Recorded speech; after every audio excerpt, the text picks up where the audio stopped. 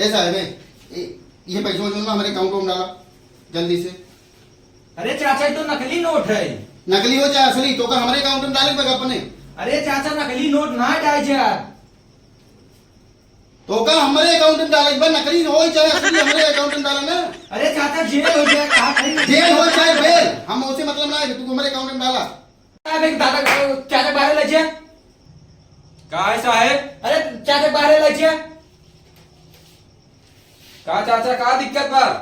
दिक्कत ही है भैया, हाँ। जैसे हम पैसा लिया है, इनका कहा था कि हमारे अकाउंट में डाल दे, 200 रुपये लिया है। हाँ। एक आध नकली बा, इनका अपने अकाउंट में डाले हमारे, हम कहते हमारे अकाउंट में डाल दे। तो नकली नोट है, कहाँ तोरे अकाउंट में डालते हैं चाचा? चाहे जोन हो जिनसे कह देना हमारे अकाउंट में डाल दे। नहीं नकली है, ये बात गलत है चाचा। कहाँ से असली डाल दे? चला बाहरे। सुना, हाँ ये बाहरे खाए, हाँ। ये तो माल निकल नहीं है। हाँ। तुम्हारे गाँव का समझे रहा कहाँ है? वैसे। ये गलत बात है ना, बाहरे चला। हाँ चला चल।